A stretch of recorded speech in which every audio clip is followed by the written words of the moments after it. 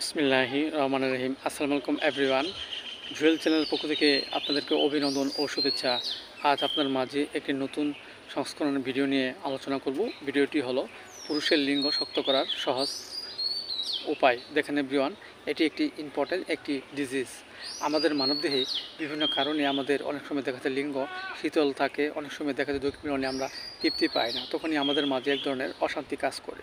দেখা যাচ্ছে যে এভরিওয়ান, এই রোগটি আমাদের মাঝে হলে যে সিমটমগুলো দেখা দেয়, যেমন দেখা যাচ্ছে যে আমাদের ঘুমের ঘরে লিঙ্গ দাঁড়িয়ে যায়, ঘুম থেকে জাগলে লিঙ্গ শীতল হয়ে যায় এবং দৈহিক মিলনে তেমন তৃপ্তি পাওয়া যায় না, অল্পতেই বীর্য বের হয়ে যায়। এক্ষেত্রে আমরা লিঙ্গ শক্ত করার জন্য আমরা যে ওষুধটি সেবন করব সেটা হলো লাইকোপোডিয়াম 200।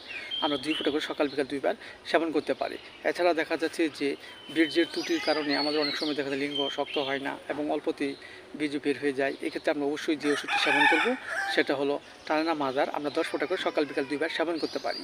পাশাপাশি দেখা যাচ্ছে যে আমাদের মাঝে লিঙ্গ শক্ত করার জন্য একটি হোমিওপ্যাথিক যে আদর্শ ওষুধ আমরা অবিরাম খেতে পারি সেটা হলো 546S প্যাটেন্ট বড়ি। 3টি করে বড়ি আমরা সকাল এবং বিকাল চিবিয়ে খেতে পারি। এবং দেখা যাচ্ছে যে আমাদের মাঝে দৈহিক মিলনের লিঙ্গ তেমন দাঁড়ায় না এবং দাঁড়ালে অল্পতে বীর্য বের হয়ে যায় এবং আস্তে আস্তে আমাদের মনে হয় যে আমাদের লিঙ্গের কোনো ত্রুটি হচ্ছে। এক্ষেত্রে অবশ্যই আমরা যে ওষুধটি সেবন করতে পারি সেটা হলো অ্যাভানাসেট মাদার।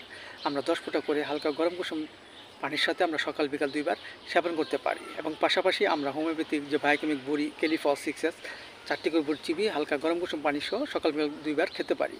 এবং বায়োকেমিক বড়ি নেটামিওর 6S 4টি বড়ি চিবিয়ে হালকা গরম কুসুম পানি সহ আমরা সকাল বিকাল 2 বার খেতে পারি। এতে করে আমাদের মাঝে যে লিঙ্গের যে দুর্বলতা বা লিঙ্গ সহজে দাঁড়ায় না তা আস্তে আস্তে শক্ত হবে এবং আমাদের মধ্যে সুস্থবোধে ফিরে আসবে।